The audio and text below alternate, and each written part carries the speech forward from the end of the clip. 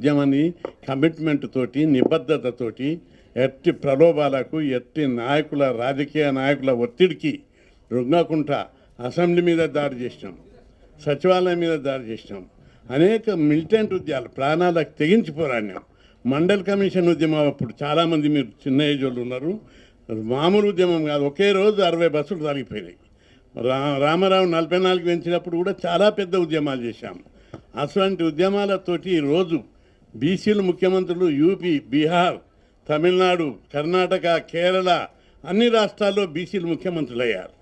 మన దగ్గర ఉన్నటువంటి మనం ఏమిటికి ప్రాధాన్యత ఇచ్చినాం? చదువు.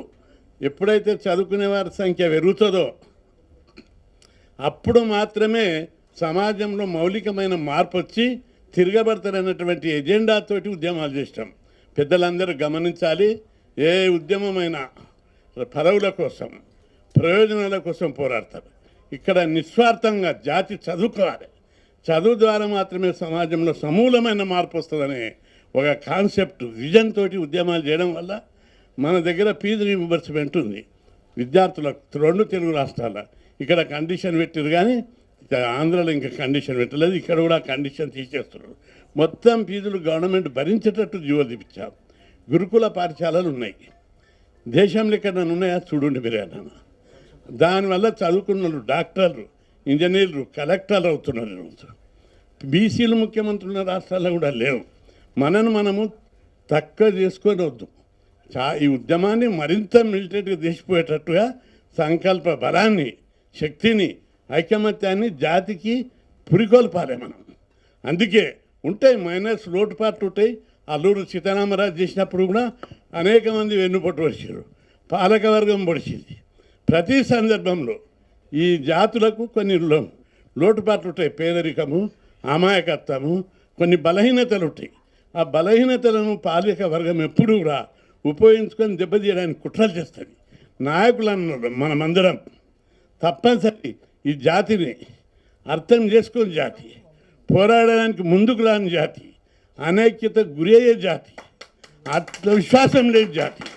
ఈ జాతులను అంత ఈజీగా ముందు నడిపించాలనేది కాదు. మనకే వాళ్ళు విమర్శిస్తారు. ఏంటి మన అగ్రకులాలనేమో పొగుడుతుంటే మన వాళ్ళు కొందరు విమర్శిస్తుంటారు అక్కడక్కడ.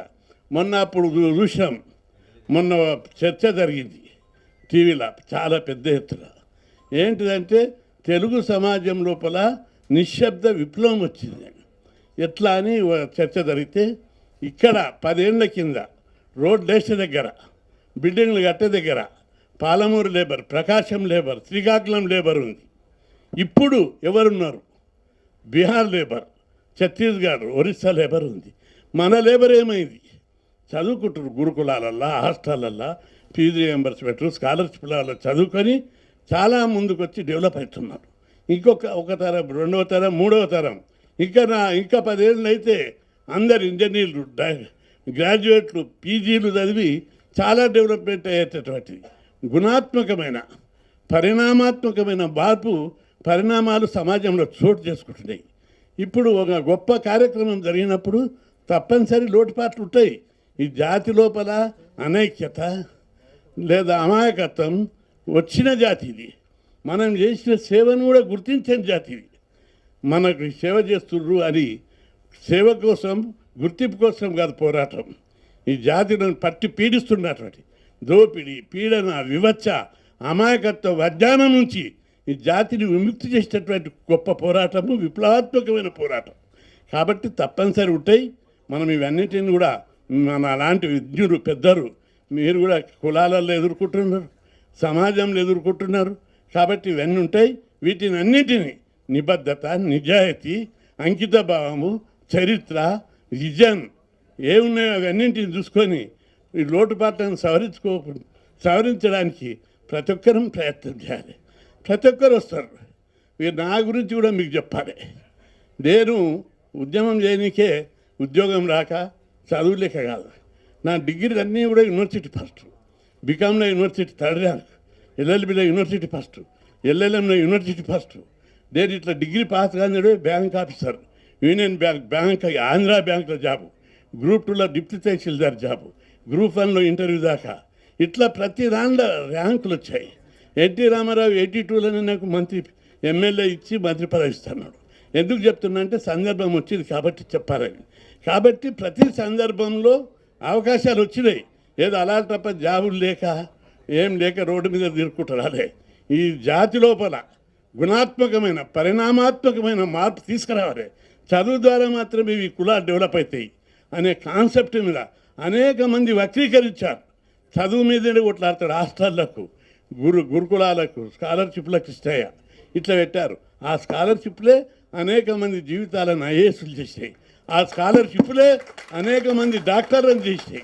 ఆ స్కాలర్షిప్లే అనేక మంది ఎమ్మెల్యేలను చేసాయి.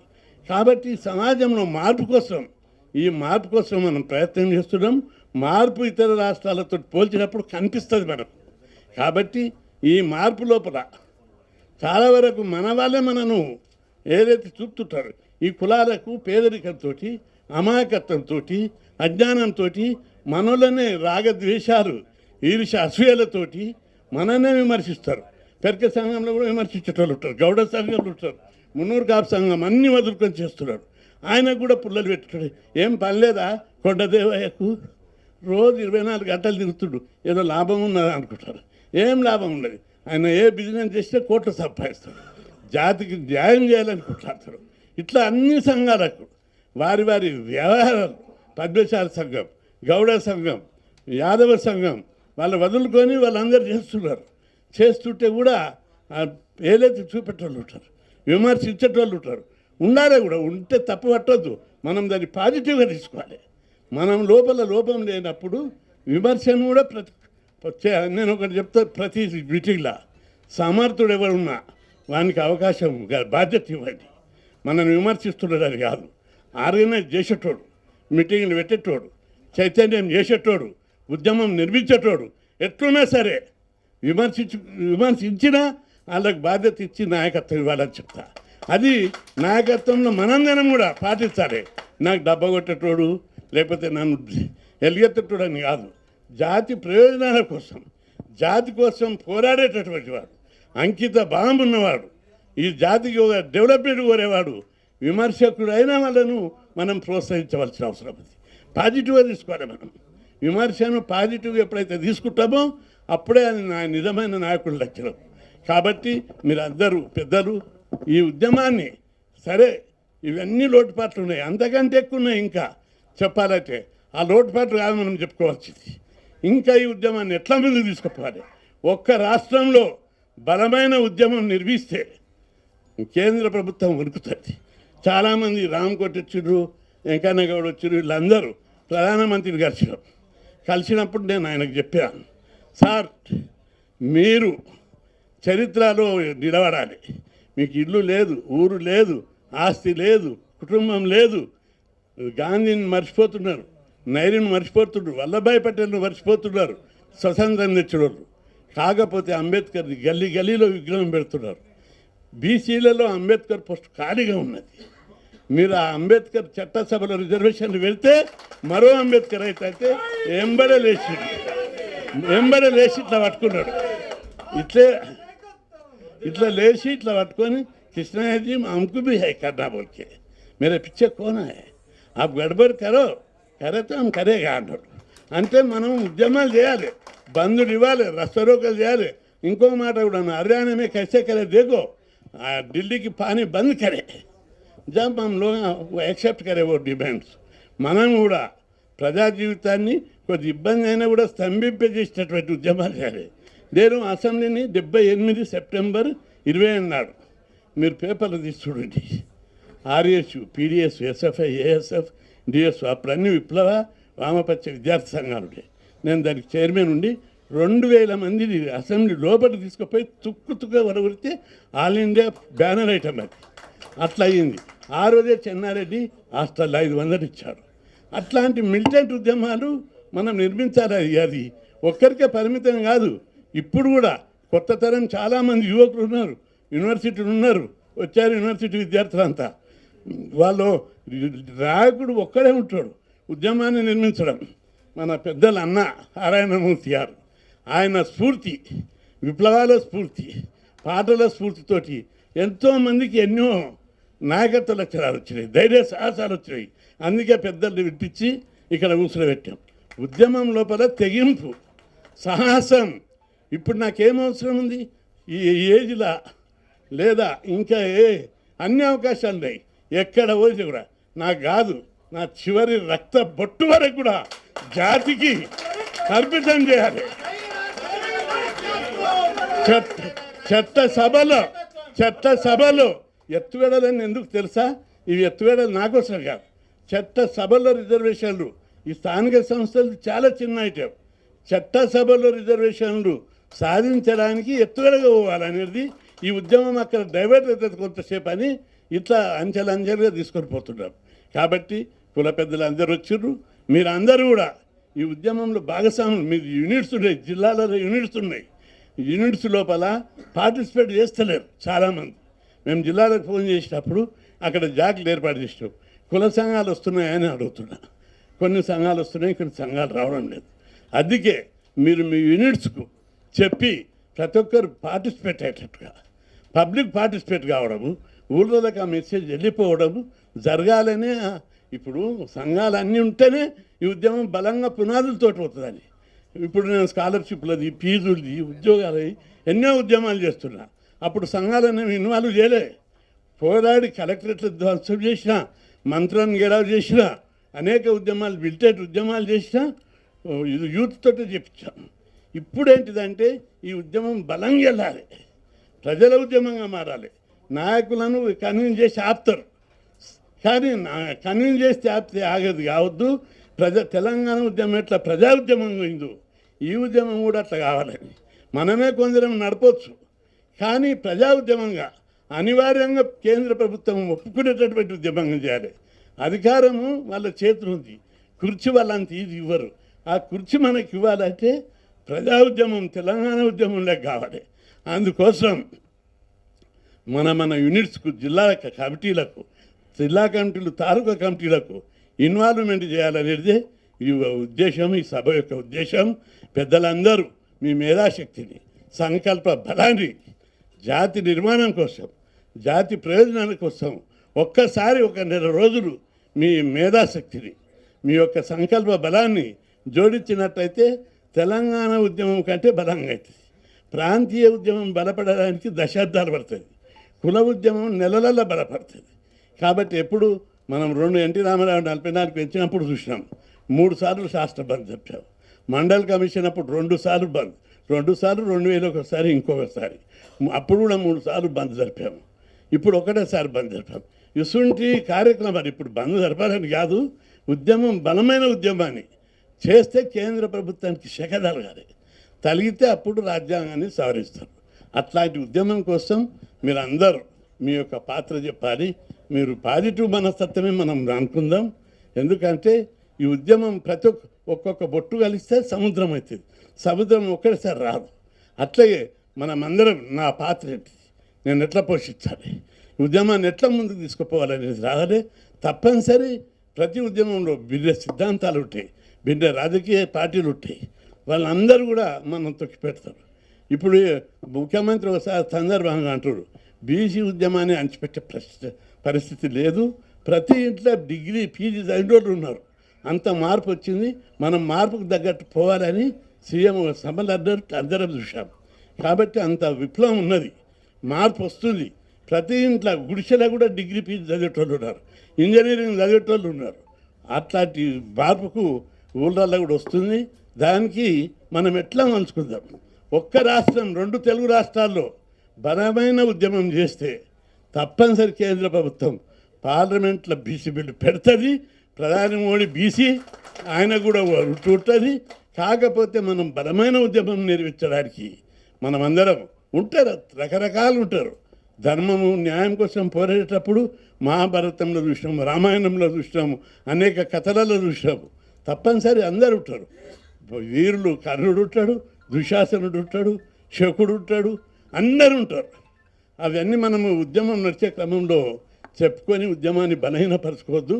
కాబట్టి మీరు అందరూ కూడా మీ వంతు పాత్రగా సంఘాలను మరియు మీ యొక్క పాత్రను మరింత జోడించి ఉద్యమాన్ని ముందుకు తీసుకుపోవడానికి సూచనలు ఇవ్వాలని కోరుకుంటున్నాను. వహించినటువంటి మాజీ BC commission chairman Vakulabharanam Krishnamohan గారికి, పెద్దలు మాజీ స్పీకర్ మధుసూదనాచారి గారికి, మధుసూదనాచారి గారు చాలా అమూల్యమైనటువంటి సలహాలు ఇచ్చారు. వారికి, పెద్దలు పేదల గొంతుక, జాతిని నిర్వీర్యంగా ఉన్నటువంటి జాతికి పోరాట పటిమ, ఉద్యమ స్ఫూర్తి కలిగించినటువంటి నారాయణమూర్తి గారికి, తెలంగాణ ఉద్యమంలో కీలక పాత్ర వహించి ప్రజలలో భావజాల వ్యాప్తికి తోడ్పడినటువంటి శంకర్ గారికి, కొండ దేవయ్య బలమైన నాయకుడు ఆయన.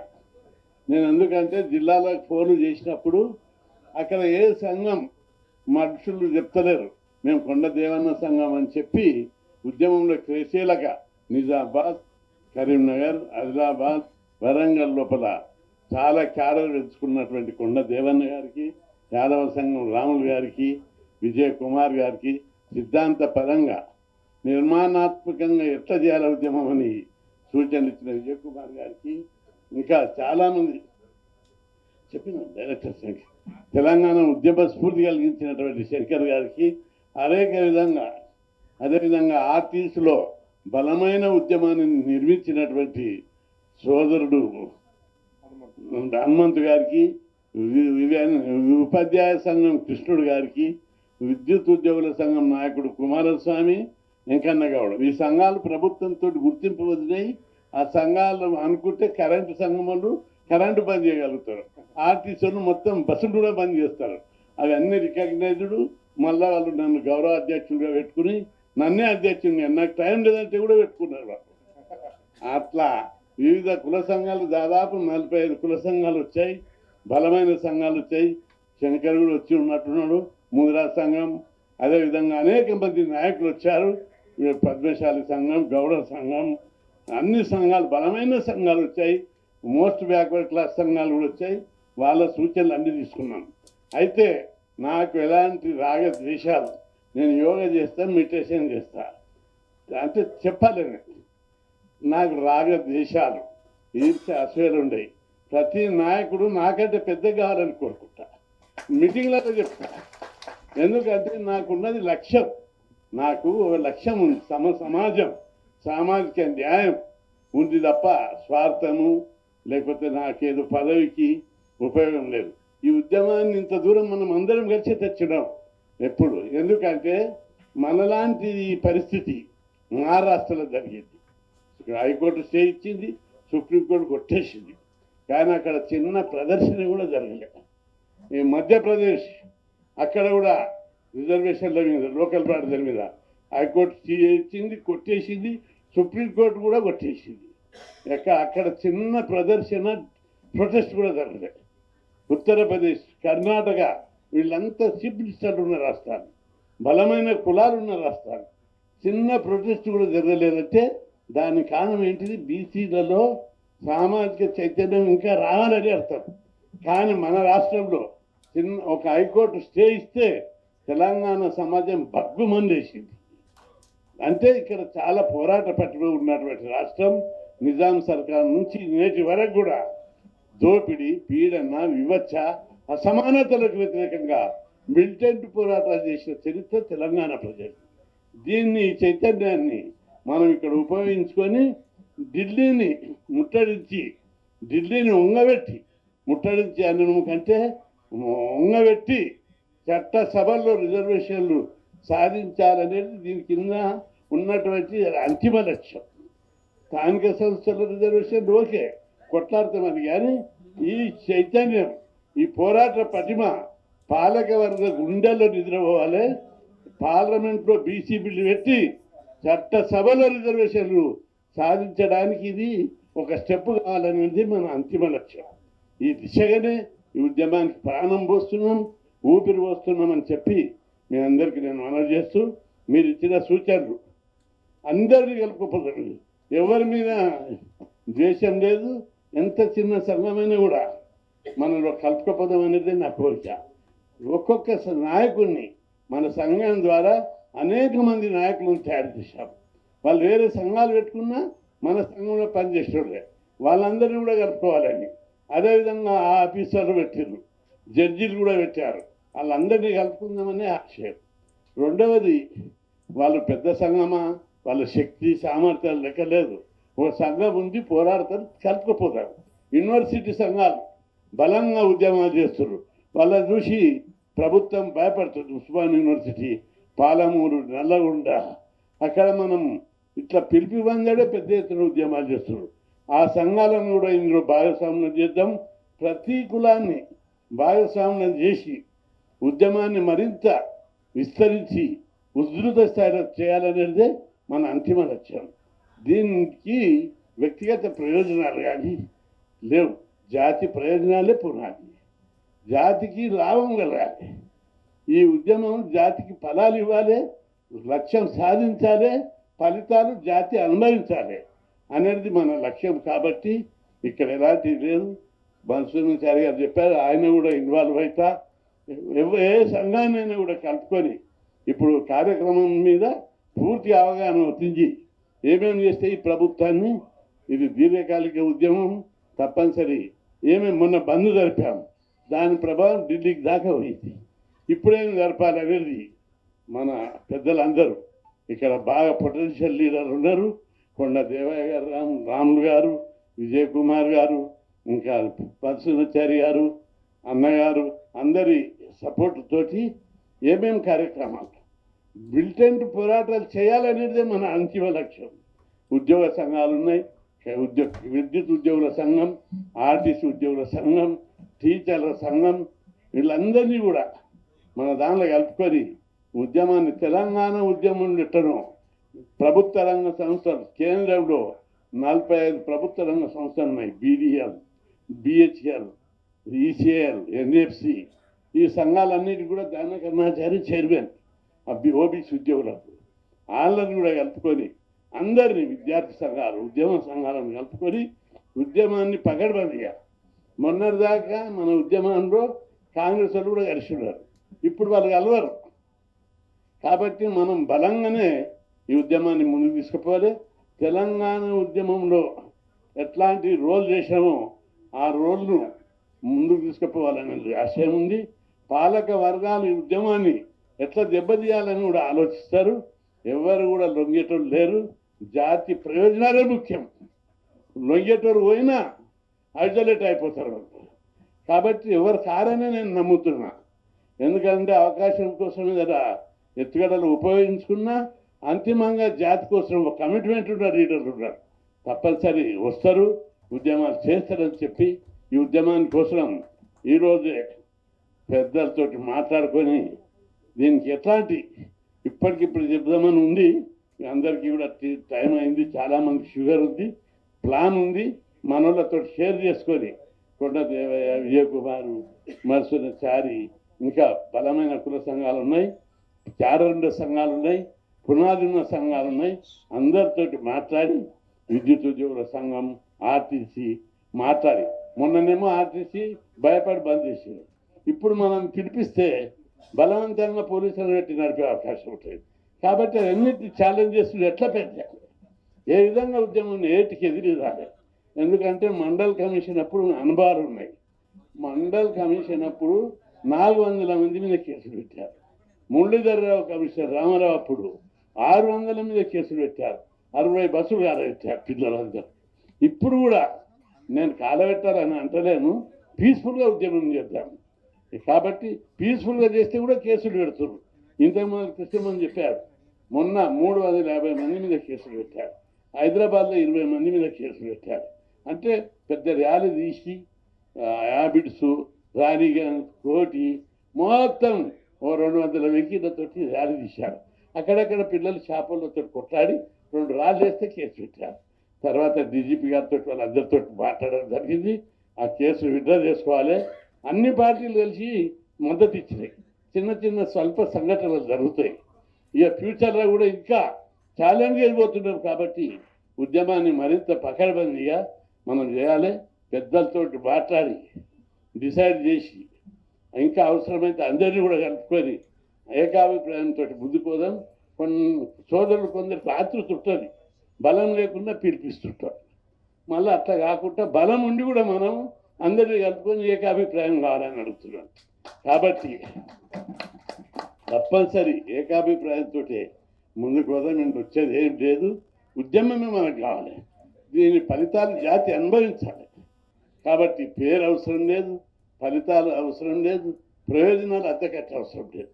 కాబట్టి అందరం ఈ ఉద్యమం లోపల మీరు భాగస్వాములు కావాలని ప్రతి ఒక్కరు ముందుకు రావాలి. కొండదేవన్న 6 నెలల నుంచి జరిగింది. అనేక సార్లు వచ్చి అన్న జాక్ ఏర్పాటు చేద్దాం, ఉద్యమం చేద్దామన్నాం. ఇక ఈ పొద్దు రేపు అనుకుంటున్నాం, అంతంత నీరు వచ్చింది. ఇప్పుడు ఆ ముందు చొరవ తీసుకున్నది ఆయననే. రాములు కూడా, యాదవ సంఘం రాములు కూడా అనేక సార్లు వచ్చి అన్న జాక్ ఏర్పాటు చేయి, బీసీ బిల్లు పెడదామని విజయ్ కుమార్ గారు మంచి సూచనలు ఇచ్చారు. తప్పనిసరి అందరి అభిప్రాయాలతోటి ఉద్యమం ముందుకు తీసుకుపోదాం.